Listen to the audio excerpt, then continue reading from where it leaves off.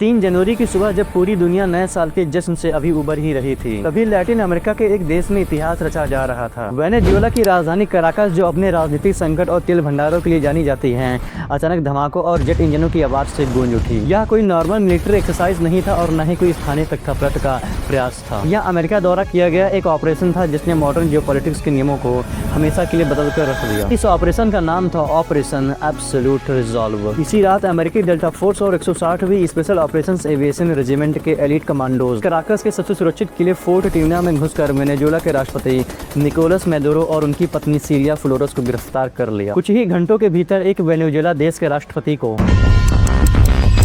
हथकड़ियों में जकड़कर अमेरिका के न्यूयॉर्क शहर में पेश किया गया, जहां उन पर नार्को टेररिज्म और ड्रग तस्करी के आरोप लगाए गए। लेकिन यह घटना केवल एक गिरफ्तारी तक सीमित नहीं थी। इसके पीछे छिपी थी महीनों की जासूसी, CIA के सीक्रेट मिशन और एक कुत्ते की निगरानी से मिली खुफिया जानकारी और रूसी परमाणु पनडुब्बियों का टकराव। आइए इस वीडियो में समझते हैं कि कैसे अमेरिका ने रूसी एयर डिफेंस सिस्टम को चकमा दिया, कैसे मैदुरो का अपना पालतू कुत्ता ही उनका गिरफ्तारी का कारण बना और इस पूरी कार्रवाई का असली मकसद क्या था। और सबसे बड़ा सवाल, ये जंग ड्रग्स के खिलाफ थी या फिर अरबों डॉलर के तेल का खेल था।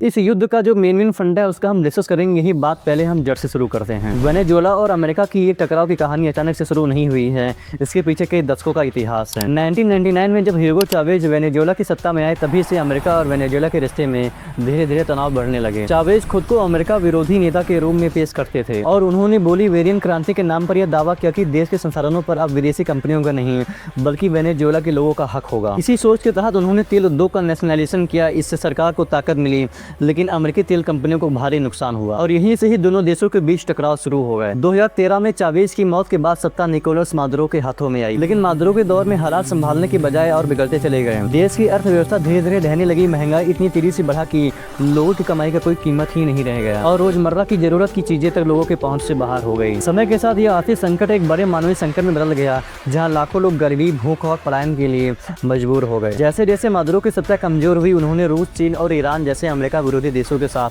अपने संबंध मजबूत कर लिए। अमेरिका के लिए वेनेजुएला केवल एक पड़ोसी नहीं बल्कि पश्चिमी गोलार्ध में उसके दुश्मनों का एक लॉन्च पैड बन गया। मार्च 2020 में ट्रंप सरकार के दौरान मैदुरो और उनके 14 सहयोगियों पर नार्को टेररिज्म के आरोप तय किए गए थे। 2025 तक अमेरिका ने इस संगठन को एक विदेशी आतंकवादी संगठन FTO घोषित कर दिया, जिससे अमेरिकी सेना को उनके खिलाफ कार्रवाई करने का कानूनी अधिकार मिल गया। अगर मैदुरो पर आरोप 2020 से थे, लेकिन 2026 की शुरुआत में ही हमला क्यों किया गया? इसके पीछे 3 प्रमुख ट्रिगर पॉइंट है जो कि 2025 के अंत में उभरे। नवंबर 2025 में अमेरिकी खुफिया एजेंसियों ने पुष्टि किया कि रूस ने वेनेजुएला को भारी मात्रा में एडवांस वेपन्स भेजे हैं। इसमें पेंसिल S1 और बक M2E शामिल थे। ये हथियार वेनेजुएला के मजबूत S-300 सिस्टम को मजबूत करने के लिए थे। अमेरिका के लिए चिंता का विषय यह था कि यदि ये सिस्टम पूरी तरह से चालू हो जाते हैं तो कैरेबियन क्षेत्र में अमेरिका विमानों के लिए नो गो जोन बन जाता। यह लैटिन अमेरिका में पावर बैलेंस को रूस के पक्ष में झुका सकता था। इसी बढ़ती हुई सुरक्षा चुनौती के बीच दिसंबर 2025 में अमेरिका ने एक और सख्त कदम उठाया। दिसंबर 2025 में अमेरिका ने वेनेजुएला के एरोनॉटिकल कंपनी पर पूरी तरह से बैन लगा दिया, क्योंकि वह ईरान के साथ मिलकर आत्मघाती ड्रोन बना रहे थे। अमेरिका की सीमा के इतने करीब ईरानी ड्रोन तकनीक का पहुंचना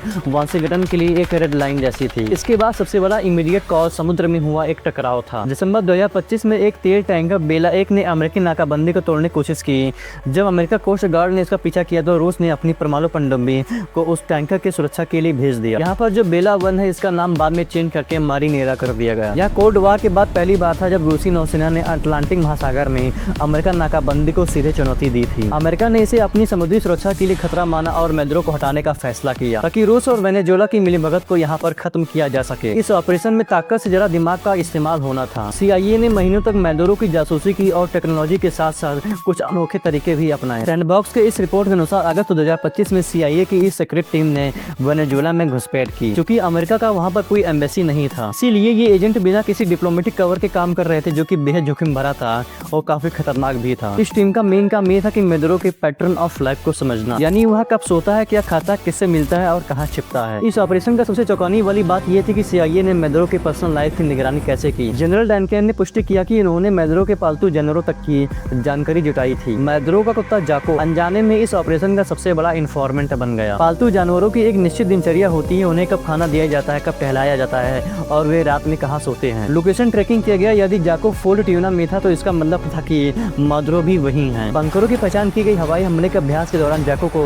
जिस सुरक्षित कमरे की ओर ले जाया जाता था, CIA ने अनुमान लगाया कि वही मादुरो का पैनिक रूम है। कुत्तों को खाना खिलाने और टहलाने के समय से यह पता चला कि मादुरो के गार्ड्स की शिफ्ट कब बदलती है और कब वे सबसे कम सतर्क होते हैं। यहाँ पर जमीनी जासूसी के अलावा अमेरिका ने most secret stealth drone RQ-170 sentinel का इस्तेमाल किया। यह वही ड्रोन है जिसका इस्तेमाल ओसामा बिन लादेन की निगरानी के लिए किया गया था। इसने रडार की पकड़ में आए बिना कराकस के ऊपर उड़ान भरी और फोर्ट ट्यूना का 3D मैप तैयार किया, जिससे डेल्टा फोर्स को हर दरवाजे और खिड़की का पोजीशन पता चल गया। 3 जनवरी की रात को जो हुआ वह मॉडर्न वारफेयर का एक एक्सेलेंट एग्जाम्पल था। इसे शॉक एंड ऑ की बजाय एक सर्जिकल स्ट्राइक के रूप में डिजाइन किया गया था। अब हम आपको स्टेप बाय स्टेप समझाते हैं कि अमेरिका ने एक देश के राष्ट्रपति को कैसे उठाया बिना किसी को पता चले, क्योंकि ये कोई आसान काम नहीं था।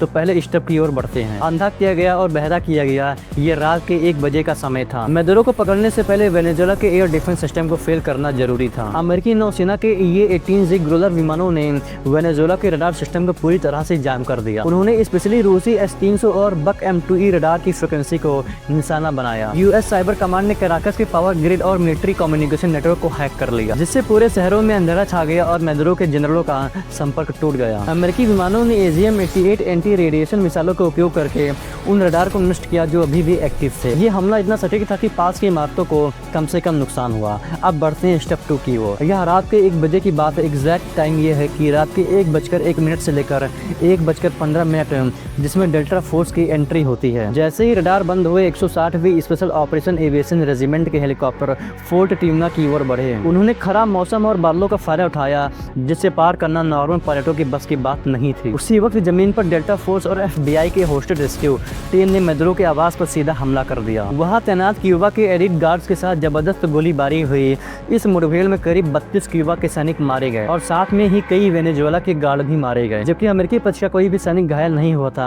हाँ, 7 जवान जरूर घायल हुए थे। अब बढ़ते हैं चौथे स्टेप की ओर, क्योंकि यही मोमेंट ही सबसे ज्यादा हैरान कर देने वाला था। ये बात रात के 1:30 की है। राष्ट्रपति ट्रंप ने बाद में एक प्रेस कॉन्फ्रेंस में इस ऑपरेशन का सबसे नाटकीय हिस्सा बताया। जैसे अमेरिकी कमांडो अंदर घुसे, मादुरो और उनकी पत्नी सीलिया फ्लोरेस काफी ज्यादा घबरा गए और दोनों भागकर अपने पैनिक रूम की ओर गए। राष्ट्रपति डोनाल्ड ट्रंप का कहना यह था कि वह एक सुरक्षित जगह जाने की कोशिश कर रहे थे। वह दरवाजा बहुत भारी था, स्टील का बना हुआ था। वह दरवाजे तक पहुंच गए, लेकिन उसे बंद नहीं कर पाए क्योंकि हमारे लड़के बहुत तेज थे। डेल्टा फोर्स के पास भारी ब्लो टार्च थे जो कि स्टील को काट सकते थे। ब्लो टार्च क्या होता है उसको समझो। ब्लो टार्च एक टाइप की मशीन होती है जो कि हाई टेम्परेचर देती है।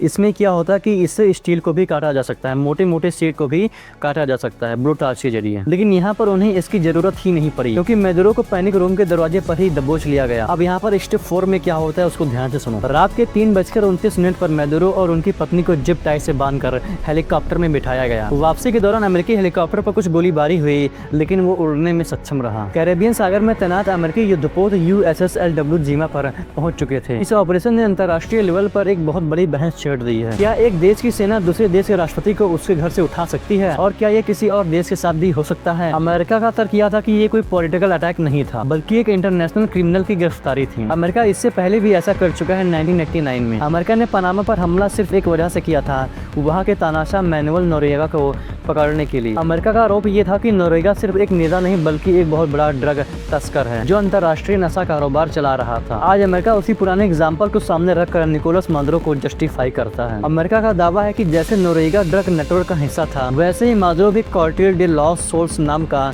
ड्रग नेटवर्क का नेता है, जिसमें सेना और सरकार के बड़े लोग शामिल बताए जाते हैं। इसकी तुलना के जरिए अमेरिका ये दिखाना चाहता है कि मादुरो के खिलाफ कार्रवाई कोई नई या अनोखी बात नहीं है, बल्कि पहले अपनाया जा चुका एक मॉडल है। अमेरिका 2018 और 2024 के विवादित चुनावों की वजह से मादुरो को वेनेजुएला का वैलिड प्रेसिडेंट मानता ही नहीं। इसलिए अमेरिका का तर्क है कि उन्हें हेड ऑफ स्टेट इम्यूनिटी मिलती ही नहीं है। यूनाइटेड नेशन, रशिया, चीन और लैटिन अमेरिका के कई देश जैसे मैक्सिको और ब्राजील ने इसे आक्रामकता का अपराध कहा है। उनका ये मानना है कि मादुरो यूनाइटेड नेशन द्वारा वैलिड एक वेनेजुएला का राष्ट्रपति है और यह संप्रभु देश पर हमला करना अंतर्राष्ट्रीय कानून और UN चार्टर का उल्लंघन है। इस वीडियो में हमने एक इंटरनेशनल जियोपॉलिटिक्स को समझा है। अगर आपको वीडियो पसंद आई तो चैनल को सब्सक्राइब जरूर कीजिएगा। इस तरह से हमने इस वाली वीडियो में भी बात किया है कि अमेरिका और इजराइल ने मिलकर ईरान पर किस तरह से हमले किए थे। आखिर अमेरिका और इजराइल मिलकर ईरान पर क्या करना चाहता है, हमने इस वीडियो में पूरी फुल डिस्कस की है।